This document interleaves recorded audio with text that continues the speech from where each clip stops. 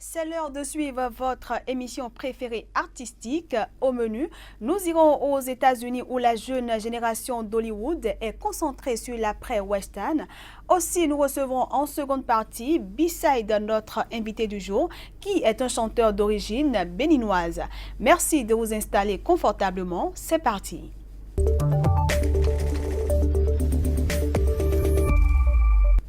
Bienvenue à toutes, bienvenue à tous. Alors qu'Hollywood est en pleine tourmente depuis les innombrables révélations d'harcèlement sexuel, quel regard porte la prochaine génération du cinéma américain sur l'après-western? Pour avoir la réponse à cette question, un reportage a été réalisé auprès des étudiants en cinéma de Los Angeles appelés à former le Hollywood de demain.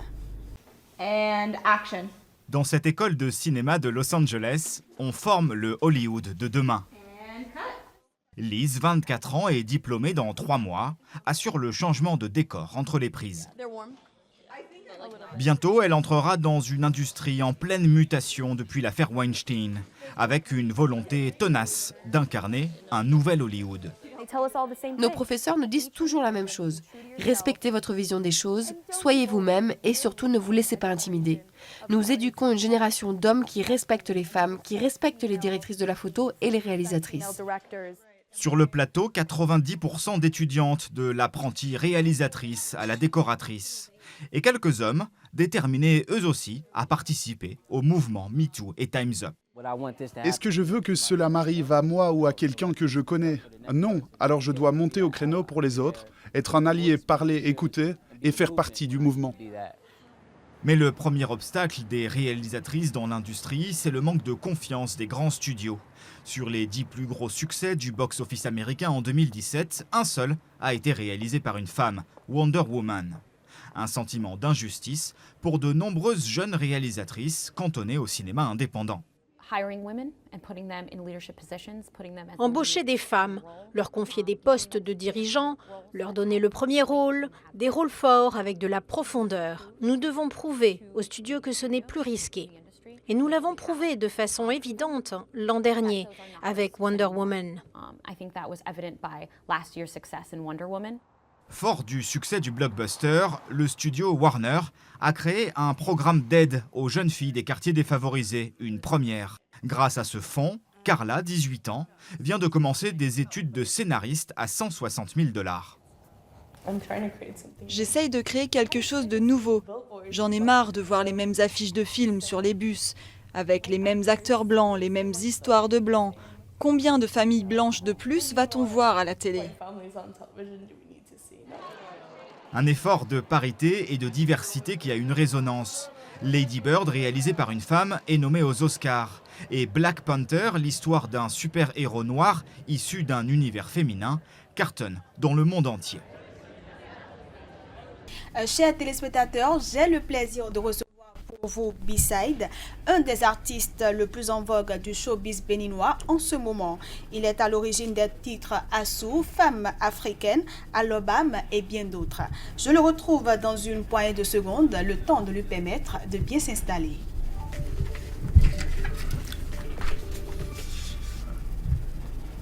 Rawad Machifa, de son vrai nom, l'artiste rappeur B-Side, est un membre influent du groupe CCC, c'est-à-dire Cotonou City Crew.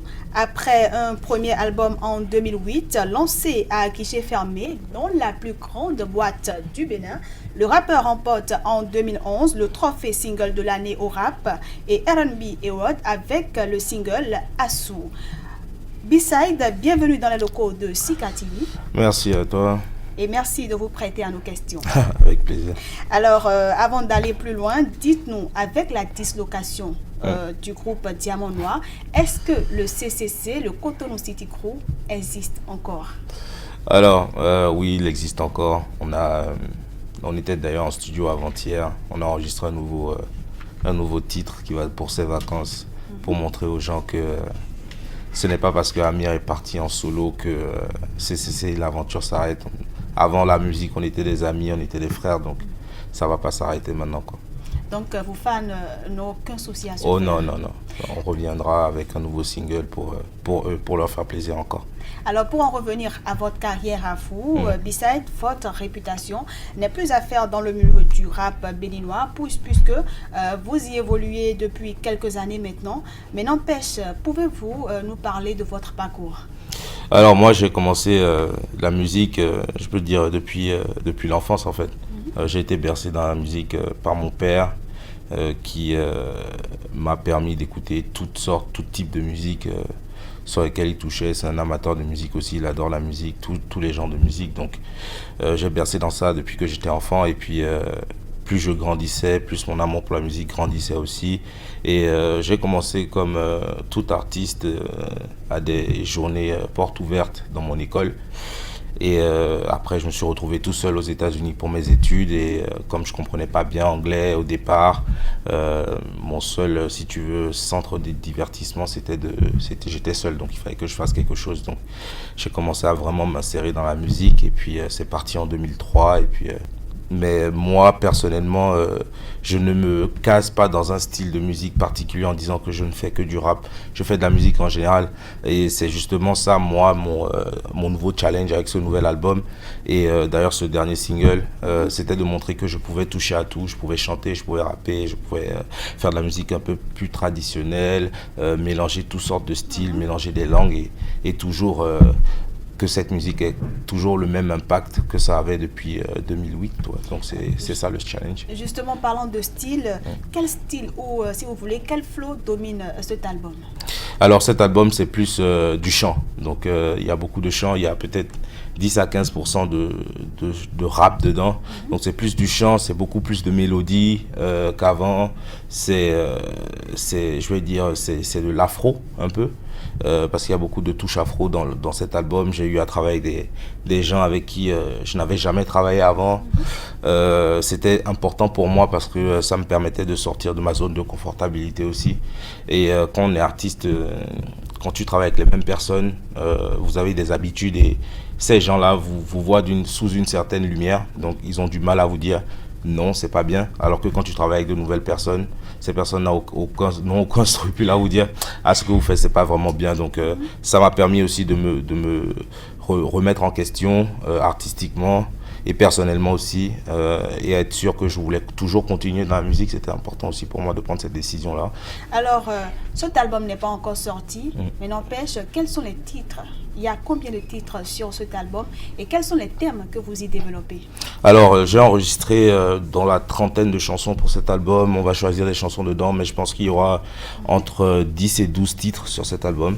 Je suis toujours encore en studio, mais le prochain single va sortir pour l'été. D'ici un mois et demi, vous aurez un nouveau single encore qui va vraiment être précurseur de l'album et qui va montrer vraiment les couleurs de cet album. Mais je suis vraiment excité de présenter ce titre-là, mais il faudra encore attendre un mois et demi. Et vous n'êtes pas le seul à être incité, je pense que vos fans le sont également. Mais sur ce nouvel album, vous le disiez tout à l'heure, vous avez également exploré d'autres univers. Et c'est le cas de Comme tu es, que nous allons suivre et puis on va revenir. D'accord. Oh my God, baby, you're danger. The way you move and bombe, baby, you're danger. The way you move, you can kill me, baby, you're danger. The way you shake and bombe, baby, you're danger. The way you move, you can kill me. J'aime ton naturel, oui je te l'avoue. J'aime ton naturel. Alors, on peut le constater que c'est carrément un autre style avec ce morceau. Pourquoi? Parce que c'était mon inspiration du moment, c'était le style dans lequel je voulais aller aussi. Je voulais montrer aux gens que je pouvais chanter, c'était très important pour moi. Parce que je voulais pas qu'on me catégorise en rappeur, je voulais être un artiste complet. Donc c'était important pour moi de faire cette chanson-là. Et c'est une chanson qui s'appelle Comme tu es, c'est une chanson qui est dédiée à la jeune féminine. Et quand je vois ce qui se passe autour avec mes sœurs ou même nos mères qui qui pensent que se décaper la peau ou se maquiller à outrance, c'est signe de beauté. Pour moi, c'est important de leur dire qu'on les aime telles qu'elles sont, sans maquillage, sans se décaper la peau. Et pour moi, c'est vraiment un fléau parce que l'apparence, ça disparaît avec le temps. Mais la personnalité, ça reste à jamais. Et c'est important. Alors, sur cet album, il y a quelques featuring. Est-ce qu'on peut avoir une idée, histoire de mettre de l'eau à la bouche de vos fans? Alors, j'ai travaillé beaucoup de gens sur cet album, beaucoup.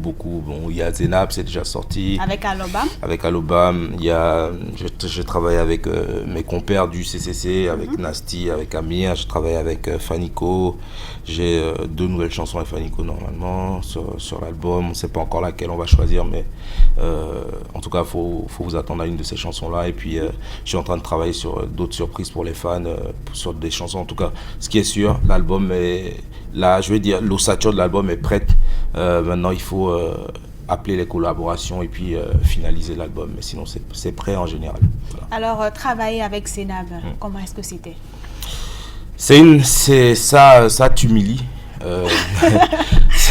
Non, mais ça te rend plus humble en fait. Oui. C'est-à-dire, c'est une artiste complète, Zénab. C'est pas. Tu sais, moi, quand je me suis senti un peu validé, quand elle a fini d'enregistrer, elle m'a dit, voilà, j'ai fini, fais comme tu sens. Donc c'était, si tu veux, une source de validation pour lui montrer qu'elle me faisait confiance. Et le fait même qu'elle accepte de se mettre sur une chanson avec moi, c'était un signe de confiance. Et puis, ça faisait longtemps qu'on devait travailler ensemble. C'est quelqu'un avec qui j'ai une certaine relation depuis un certain moment.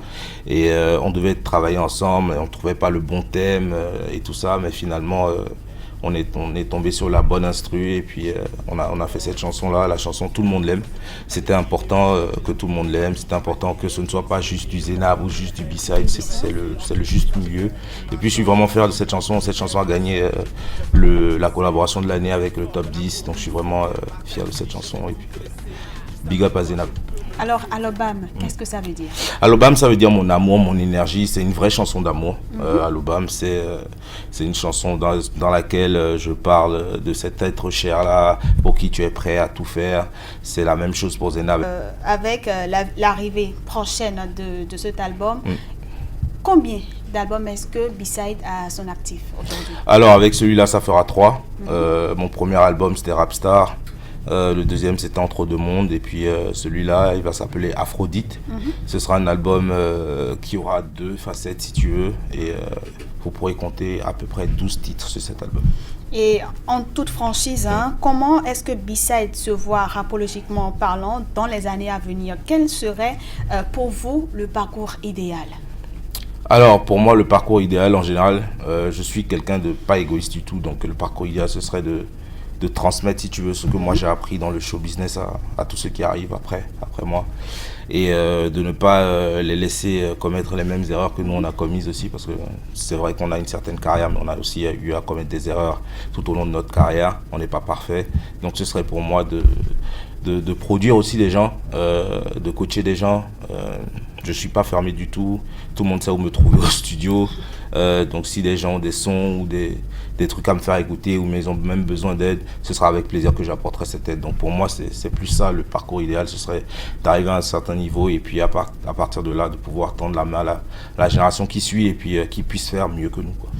Et après la sortie de votre album, quels sont les projets que vous avez? Écoute, ce sera sortie de l'album, ce sera promotion de l'album, ce sera d'amener cet album le plus loin possible, ce sera sûrement de faire un concert tout seul. C'est important pour montrer mon côté artistique aussi et sur la scène, etc. Parce qu'il y a beaucoup de gens qui me demandent oui, on veut voir un concert de toi, oui, on voudrait un peu de live aussi dans ton concert. Donc c'est si tu veux le prochain challenge. Voilà. En tout cas, B-Side, infiniment merci pour vos réponses franches et sincères. Je vous souhaite un grand succès pour votre album et vos projets à venir. Ça fait plaisir. Merci. Et voilà, mesdames, messieurs, c'est la fin de votre émission artistique qui recevait le rappeur béninois B-Side. À bientôt pour un autre numéro de votre émission artistique.